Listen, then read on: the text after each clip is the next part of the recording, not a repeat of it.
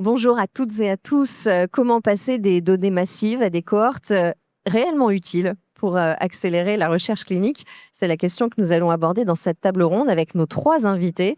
Emmanuel Bacri, directeur scientifique de la plateforme des données de santé, Jean-Louis Fraisse, cofondateur de Bot Design, et le docteur Mathieu Robin, direction des data et partenariats à Unicancer. Bonjour à tous les trois et bienvenue sur le plateau de la French Care. La valeur des données de santé ne repose pas seulement sur leur volume. Comment est-ce qu'elles doivent accélérer vraiment la recherche clinique? C'est ce que nous allons voir. Elles doivent remplir un certain nombre de conditions que nous allons détailler ensemble.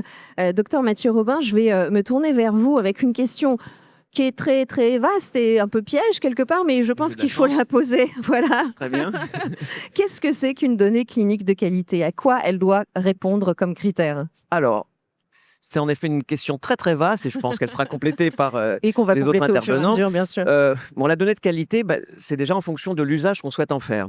Il faut savoir que toutes ces données sur lesquelles on travaille, que vous avez évoquées dans votre introduction, donc le réusage des données issues de l'activité de soins, on peut considérer que les médecins renseignent les données de qualité pour la prise en charge des patients. Donc en production et en utilisation primaire de la donnée, c'est de la donnée qui est suffisante pour communiquer avec les confrères et suffisante pour bien prendre en charge le patient. Donc après, on se situe dans le réusage de cette donnée. Et donc là, la qualité ne correspond pas forcément aux capacités et aux objectifs qui sont fixés par les différentes questions de recherche. Donc aujourd'hui, c'est vrai que c'est un vrai sujet. Je crois que vous aviez évoqué les données de masse, donc le taux de complétude. Ce n'est pas le seul et unique critère qualité. Parce que bien évidemment, dans les dossiers médicaux qui sont alimentés par les professionnels de santé, il y a énormément d'informations qui ne sont pas utiles, qui ne sont donc pas renseignées et donc qui n'existent pas parce qu'elles manquent et parce qu'elles sont absentes, mais parce qu'elles ne sont pas nécessaires pour correctement prendre en charge le patient. Et c'est vrai que lorsqu'on passe sur la partie recherche, description des données, suite au partage de données entre différents professionnels, établissements ou structures, il y a nécessité d'avoir ce minimum de données accessibles, partageables entre tous les acteurs. Donc la qualité s'appuie sur la cohérence et une complétude entre ces différents acteurs qui partagent les données, mais également, en effet, l'exactitude par rapport à la génération de cette donnée par le professionnel de santé. Donc il y a ces deux notions. Donc aujourd'hui, il y a beaucoup de réflexions, notamment au niveau européen, avec la création de labels et de questionnaires qui permettent de qualifier des bases de données et les données qui sont issues de ces bases de données. Et en France, il y a également différentes réflexions, on pourra peut-être les développer. Mais c'est une notion compliquée et Mais vous avez très bien posé le cadre et je vous en remercie. Donc, en fait, ce qu'on comprend, c'est que des données qui sont renseignées par un médecin au cours d'une conversation d'une consultation avec un patient ne sont pas forcément utiles telles quelles pour la recherche. Elles doivent être ordonnées, j'imagine, qualifiées et avec un réel but en fonction des recherches cliniques en plus. Si je résume un petit peu ce que vous avez dit. Emmanuel Bacri, j'aimerais qu'on complète ce cadre qu'on a commencé à poser. Comment est-ce que finalement, et vous allez nous donner l'exemple avec la plateforme de données de santé, comment vous les traitez pour les rendre réellement utiles pour la recherche, puisque c'est l'enjeu que vous venez de poser, docteur Mathieu Robin. Oui, merci. Alors, effectivement, la plateforme de données de santé a été créée il y a 6 ans et demi maintenant, dans le cadre de la stratégie nationale de l'IA. Et la mission principale, c'est faciliter l'accès à la donnée de santé pour la recherche d'intérêt public. Et donc, forcément, il y a cette problématique de la qualité des données est absolument centrale. On accompagne aujourd'hui plus de 250 projets. Et ça va en croissant tous les jours. Qu'est-ce que ça veut dire accompagner ? Ce sont des projets qui sont de recherche académique, aussi bien avec Absolument des startups. Tout type d'acteurs, tout type de consortium, tout type de données. Donc, vous avez de l'imagerie, évidemment la base de Système national des données de santé, donc la base de la carte vitale, mais des données biologiques, des données hospitalières. Il y a vraiment toutes sortes de données.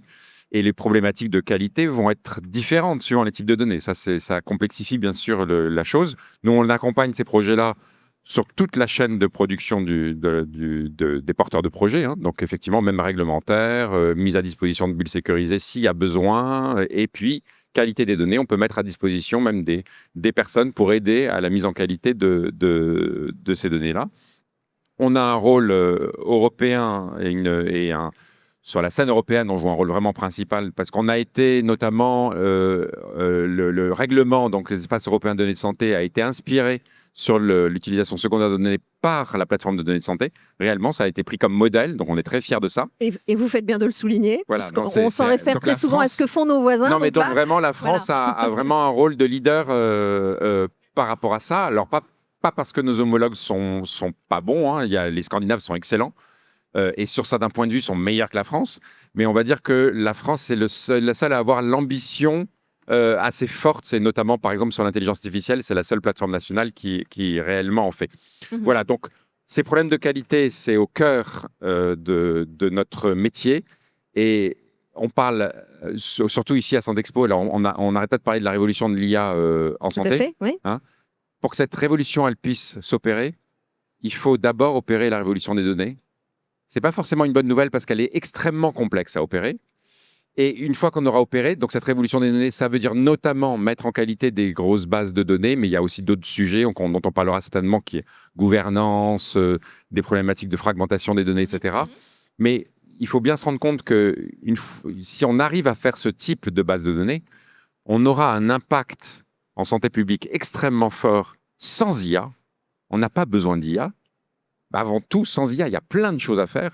Ensuite, avec de l'IA sur étagère, et éventuellement, bien sûr, avec les dernières avancées de l'IA, et c'est important aussi d'en tenir compte.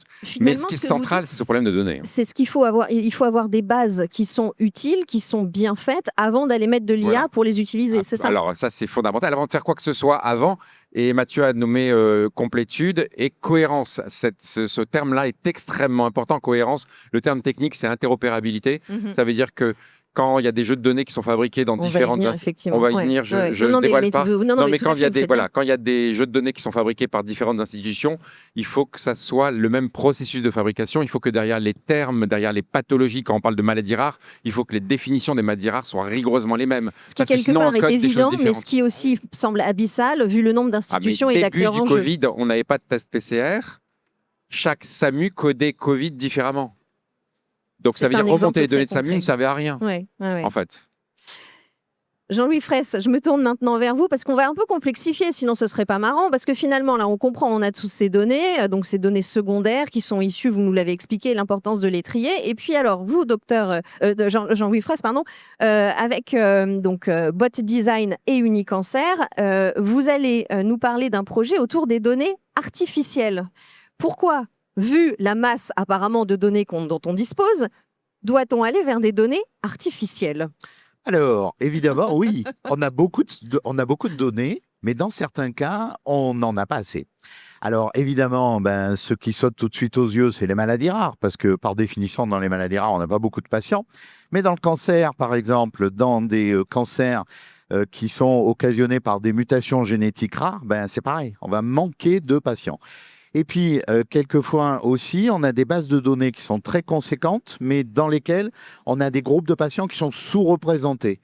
Et donc, du coup, évidemment, ces technologies qui permettent aujourd'hui de créer des données artificielles, elles vont être très utiles pour générer des patients quand on en manque. Et donc, du coup, c'est un enjeu très important aujourd'hui qu'on déploie notamment avec Unicancer dans le cadre de nombreux projets, mais en particulier de deux projets, puisque aujourd'hui, on est très à l'aise pour augmenter des données d'imagerie et des données alphanumériques. Par contre, augmenter des données génétiques de qualité, c'est un enjeu.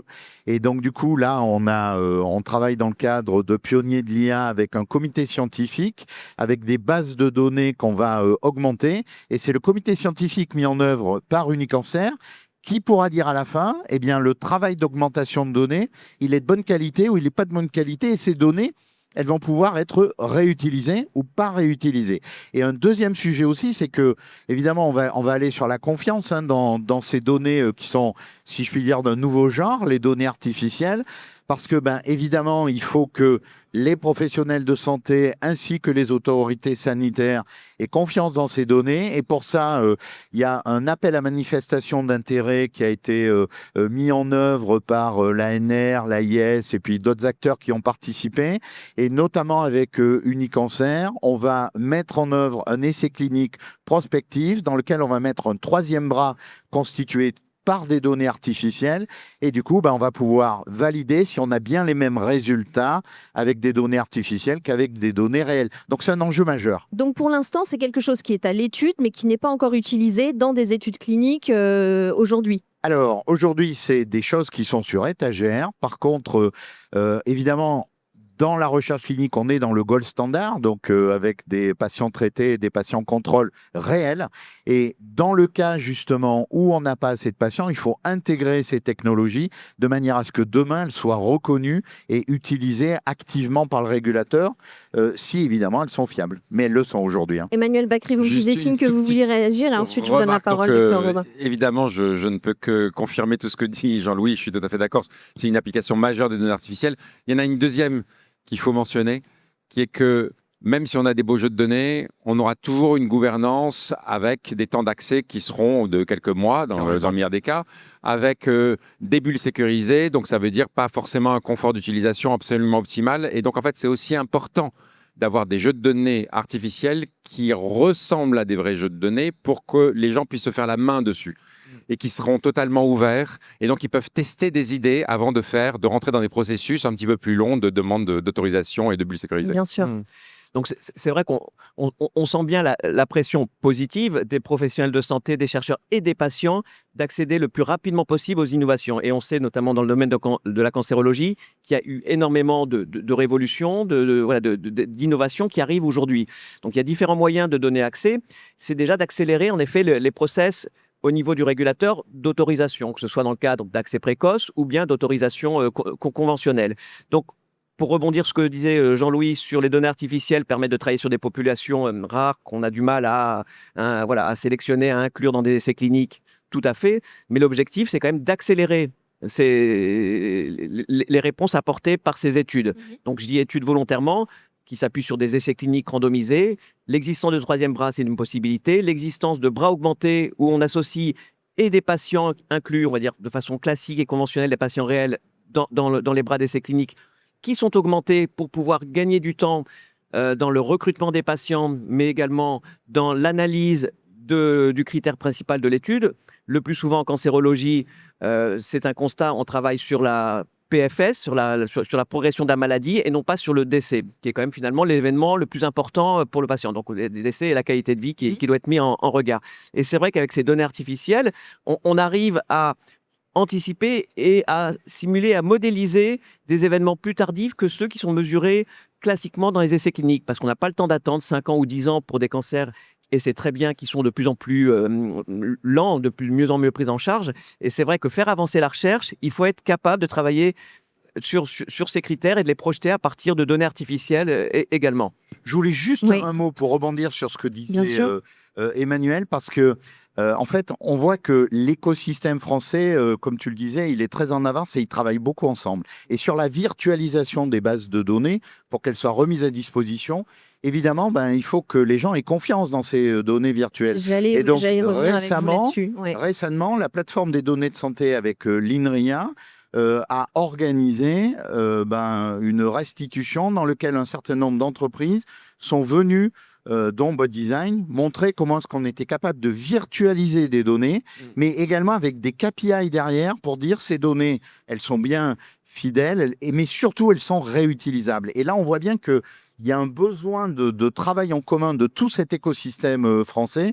Et la BPI a une action majeure à ce niveau-là aussi. Et on voit que ça marche. Et pour dire ce que tu disais tout à l'heure, en France, on est très en avance. Et peut-être pour poursuivre sur cette notion de confiance, Emmanuel Bacri, je crois que vous travaillez aussi sur un label de qualité. Ça va aussi dans cette idée de donner une crédibilité à cette... C'est même vraiment, on est pile poil sur le sujet. Là, hein. Donc effectivement, ça c'est dans le cadre du règlement européen sur l'espace européen de la santé. Il y a l'article 78 de cet espace européen. Je relis mes notes parce que je ne connais pas par cœur ces numéros d'articles, où on doit définir un mécanisme d'auto-évaluation de la qualité et de l'utilité. Donc les producteurs de données doivent être capables de s'auto-évaluer sur la qualité et sur l'utilité de leurs données. Okay. Et donc là, il y a un projet européen qui s'appelle Quantum, dont on fait partie et on est très actif dans ce projet-là, qui est en charge justement de faire des propositions par rapport à ça. C'est très, très actuel, hein. Il y a un acte d'exécution qui est en cours de discussion avec un vote final en mars 2027. Enfin, en tout cas, une application en mars 2027. Donc, Quantum, c'est 36 partenaires, 8 Français. Et le but, c'est de mettre en place à la fois un protocole d'évaluation, mais aussi une matrice de maturité pour que les producteurs puissent s'auto-évaluer et comprendre comment progresser. Donc ça, c'est vraiment des choses qui sont fondamentales. Et ça paraît assez à la fois simple, cette formule, enfin, cette auto-évaluation, mais en même temps, j'imagine que vous devez accompagner, former, parce que finalement, c'est assez lourd à porter. C'est très compliqué, en fait. Ça peut paraître simple quand on n'est pas dans le domaine, mais c'est extrêmement compliqué parce qu'encore une fois, comme je le disais au début, ces processus de qualité vont dépendre énormément du jeu de données, de type de données dont on parle. Donc, il va falloir passer en revue absolument tous les types de données. Ensuite, même quand vous mettez les données ensemble, il y a d'autres questions qui vont se poser. Donc, quand vous mélangez des types de données, il y a d'autres problèmes de qualité qui vont se poser. Il y a l'interopérabilité dont on a parlé. Voilà. Il y a plein de sujets très, très variés. Et docteur Robin, je voudrais savoir, donc on voit combien cette filière est en train de se structurer aussi bien en France qu'au niveau européen. Ce que j'aimerais savoir, c'est est-ce que ces jeux de données qui sont en ce moment mis en place peuvent être utilisés dans d'autres filières que l'oncologie? Est-ce qu'on va pouvoir les répliquer? Est-ce que c'est déjà le cas, peut-être, dans d'autres spécificités? Bon, c'est vrai que je connais quand même mieux le domaine de l'oncologie, mais bien évidemment, dans les autres disciplines, les piliers sont les mêmes. Cette notion de nécessité de partager les données entre les acteurs qui s'appuient sur des règles qualité, d'interopérabilité, comme évoqué par Emmanuel, touche l'ensemble du domaine de la santé. C'est vrai que la notion de santé publique, tout à l'heure, qui était évoquée par Emmanuel, est fondamentale. Ce partage de données, que ce soit en cardiologie, en diabétologie, comme en oncologie, est nécessaire pour générer de l'information utile à la collectivité. Que ce soit déjà pour générer de l'information pour que les pairs puissent utiliser au quotidien, mais également pour les régulateurs lorsqu'ils doivent prendre des décisions par rapport à une innovation. Donc c'est vrai qu'il y a ces deux volets d'usage, mais oui, dans tous les domaines, il y a ce chemin qui est fait. Je pense que dans la plateforme des données de santé, ne s'intéresse pas qu'à l'oncologie, sinon on le saurait. Et pour revenir sur cette idée d'interopérabilité, comment est-ce que vous faites peut-être entre les différents centres, entre les différents essais cliniques pour partager ces données, justement? J'ai toutes les bonnes questions, je vois, c'est bien. On va la faire circuler. Très bien, très bien. Donc l'interopérabilité, donc c'est vrai qu'il y a peut-être plusieurs aspects. Donc il y a la génération de la donnée source qui s'appuie sur des outils. Sur les éditeurs qui ont un certain nombre d'outils sur lesquels s'appuient les professionnels de santé, les établissements. Donc en France, ça c'est un constat. Je vais donner des chiffres peut-être un petit peu approximatifs. Il y a environ une centaine d'outils différents qui alimentent 80% des établissements. Aux États-Unis, il y a 3 outils qui alimentent 70% des établissements. Ah oui. Donc en France, on a cette problématique de réussir à faire communiquer les données qui sont acquises à travers ces outils, ces dossiers patients informatisés, qui sont extrêmement hétérogènes et éclatés. Donc, il y a un gros travail qui est fait pour essayer justement de standardiser, d'avoir des règles communes. Donc, il va y avoir des évolutions, je pense, dans les mois, voire dans les années à venir, sur des niveaux de certification qui vont permettre et imposer qu'il y ait un accès, une interopérabilité beaucoup plus forte qu'elle n'est aujourd'hui. Et c'est vraiment le point fondamental déjà. C'est dès l'acquisition de la donnée, il faut que ces données soient interopérables avec les autres producteurs de données, puisqu'on a prévu de les partager. Il faut que ça rentre dans la tête de tous les professionnels de santé et des établissements, comme quoi ces données, elles sont utiles pour leur usage primaire, le soin notamment, mais elles sont également utiles à la collectivité dans une démarche de santé publique, de recherche, de partage. Et donc, il y a cette notion d'interopérabilité. Je laisse Jean-Louis et juste un mini point. Juste, il faut insister sur le fait que c'est un win-win pour tout l'écosystème, cette histoire. C'est-à-dire que avoir un label de qualité pour le producteur de données, avoir un label de qualité officiel, c'est une vitrine exceptionnelle pour sa base de données. Et pour le porteur d'un projet qui cherche des jeux de données, c'est aussi une boussole dans l'écosystème des données. Donc, c'est vraiment quelque chose qui est pour tout le monde. Ça va vraiment bénéficier à tout l'écosystème, c'est important de le dire. Jean-Louis Fraisse. Et puis sur l'interopérabilité, bien sûr, c'est majeur, mais la France porte la mise en œuvre des entrepôts de données de santé. Et donc, du coup, dans les entrepôts de données de santé, dont par exemple celui d'Unicancer, on va trouver des données qui sont agrégées, qui sont qualifiées et qui vont être réutilisées. Donc, je veux dire, cette interopérabilité, c'est en effet majeur. On a des problèmes d'outils, parce qu'en France, on est assez satellisé en termes d'outils, ça c'est sûr. Mais en tout cas, l'interopérabilité, c'est un enjeu. Et ce sera un enjeu de faire communiquer les entrepôts de données de santé régionaux avec aussi l'entrepôt de données de santé européen auquel la plateforme des données de santé française contribue à la structuration, il faut le dire, hein, à la structuration et puis à l'urbanisation. Donc ça, c'est très important. On est complètement dans les systèmes d'information là. Complètement. Ouais, ouais. Et pour revenir à la recherche clinique, si on pouvait dessiner, je ne sais pas, dans les prochaines années, à quoi ça allait ressembler. On a dit que la France était plutôt bien pour l'instant. Quelle perspective, quelle vision on pourrait avoir sur les prochaines années?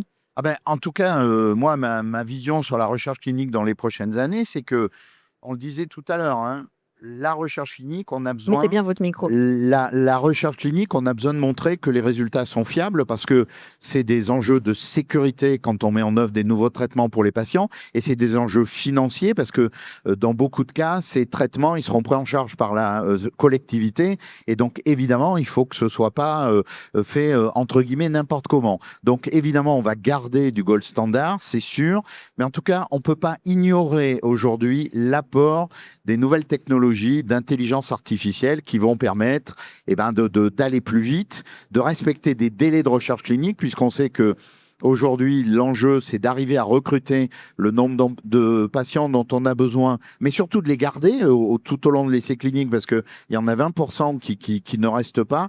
Et donc, du coup, ces technologies d'intelligence artificielle, il va falloir qu'elles arrivent progressivement dans les domaines de la recherche et qu'elles s'élargissent. Et c'est un vrai enjeu. Il faut que les régulateurs nous accompagnent sur ces sujets-là. Hein. Oui. Donc, c'est vrai que les interactions avec les régulateurs sont fondamentales parce qu'aujourd'hui, les régulateurs a ces critères pour décider de la commercialisation d'un produit ou pas, de son efficacité, de son bénéfice, en fonction de critères qui sont basés sur des principes de l'évidence-based medicine, qui sont des principes qui ont été édictés dans les années 80, donc qui ont déjà une petite cinquantaine d'années, qui ont relativement peu évolué au niveau des autorités. Et pour illustration, les données de vie réelle ne sont pas aujourd'hui prises en compte dans le niveau de preuve qui est aujourd'hui associé aux différents process de l'évidence-based medicine. Des données artificielles, n'en parlons pas, mais, et ça c'est la deuxième partie de ma réponse, mais on voit que la puissance publique s'est emparée de ces sujets, a lancé en effet un appel à projet qui est en cours aujourd'hui avec des lauréats qui ont d'ores et déjà été désignés pour justement réfléchir à différents cas d'usage sur ces nouvelles méthodologies qui pourraient et qui sont amenées à faire évoluer les critères de décision des régulateurs. Donc on est complètement dans cette dynamique, précurseur je pense, je suis même certain, mais on est quand même sur une phase très positive avec implication de l'État et sur ces sujets.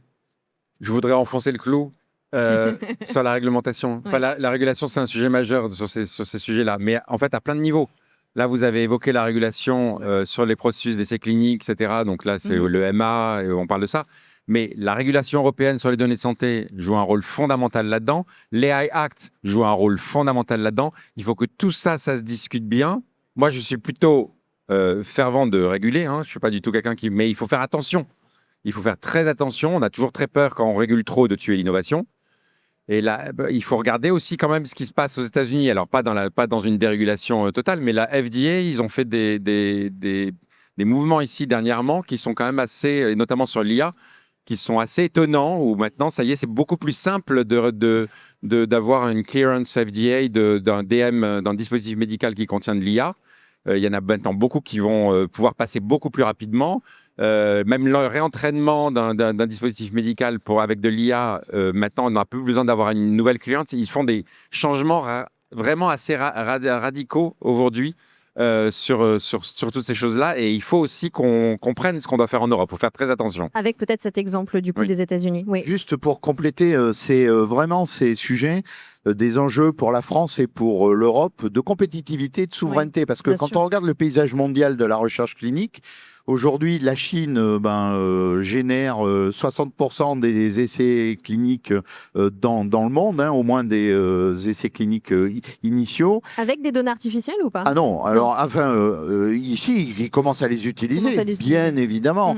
Et puis derrière, on a 40% pour l'Europe et les États-Unis. Et justement, ces données artificielles vont permettre à l'Europe de amener des bases de données fiables et diversifiées, parce que évidemment, le gros souci qu'on a avec des bases de données américaines ou chinoises en ce moment, c'est la fiabilité des données qu'elles contiennent, hein. Est-ce que c'est aussi la fiabilité et est-ce que c'est aussi le fait que ce soit des populations qui sont différentes des populations européennes? Ça rentre en compte ou pas, ça aussi? C'est la souveraineté. C'est qu'aujourd'hui, on a tous l'habitude de dire que, évidemment, en termes de souveraineté en Europe, il y a de la souveraineté économique pour pas être dépendant de solutions qu'on pourrait plus payer à terme ou qu'on pourrait nous enlever. Mais il y a aussi de la souveraineté médicale, c'est-à-dire que si on veut avoir des outils d'intelligence artificielle qui aident à soigner les patients, il faut les entraîner avec des données qui reflètent la population européenne dans toute sa diversité. Et donc, il faut avoir des données de bonne qualité européenne. Ouais. Bon, c'est vrai que les bases de données ne sont pas constituées exactement de la même façon. Ça n'empêche pas de travailler ensemble. Donc, par exemple, on travaille avec des données de grosses bases des États-Unis. Donc, on voit complètement qu'elles ne sont pas du tout alimentées, qu'elles n'ont pas le même point d'entrée. Donc, aux États-Unis, c'est très axé déjà sur des réseaux de systèmes de remboursement avec un focus sur le suivi, des dispensations des produits de santé. Alors qu'en France et en Europe et au Canada aussi, on a une démarche beaucoup plus santé publique qui est sur le patient, sur le suivi de la maladie plus que de ses traitements. Et donc, on a vraiment cette culture qui est très différente, mais néanmoins, nous arrivons quand même à partager des données entre les États-Unis et la France. Donc, pour assurer, c'est vrai qu'on ne sort pas les données. On reçoit les données des Américains qui n'ont aucun problème pour nous envoyer les données en France, chose que nous ne faisons pas. Et on arrive à mener des travaux ensemble, à restandardiser des données de différentes sources de données, et de montrer la transportabilité, parce que c'était une question qu'on se posait, de savoir si on obtient les mêmes résultats avec des patients de base de deux continents, États-Unis et Europe. Et donc voilà, donc ça c'est tout à fait possible, mais c'est vrai que le point d'entrée, la culture n'est pas la même, et donc les patients ne sont pas pris en charge de la même façon. Rapidement. Avec le mot de la fin. Voilà, pour conclure. très bien. L'Europe et la France peuvent être leaders sur les données de santé. On n'a pas perdu cette course-là. Il faut la gagner. Il y a encore plein de challenges à relever. Et le monde ne se trompe pas, hein. Là, avant, moi, j'allais chercher des partenariats internationaux. Maintenant, ils viennent à nous parce qu'ils se rendent compte qu'il y a un nouveau modèle européen. J'ai reçu la Corée du Sud, Taïwan, la ministère de la Santé, 28 personnes qui sont venues, Corée du Sud qui viennent. Là, j'ai monté, alors sur les transferts de données, je monte un partenariat avec l'Inde. On va prendre des données indiennes de santé, on va les rapatrier en France. Parce que le travail transfrontalier est très important sur ces données de santé. Il faut effectivement, comme vous l'avez dit, les données en Inde, ça n'a rien à voir avec les données françaises. Donc, il faut qu'on comprenne comment tout cela s'exporte. Ouais. Donc, un travail à l'échelle globale est extrêmement important. Et pour l'instant, en Europe, on ne sait pas faire bouger les données d'un pays à un autre. Là, on va monter un cas d'usage où on fait bouger des données indiennes. Ça a été annoncé au sommet mondial de l'IA à New Delhi. Des données indiennes vont venir en France.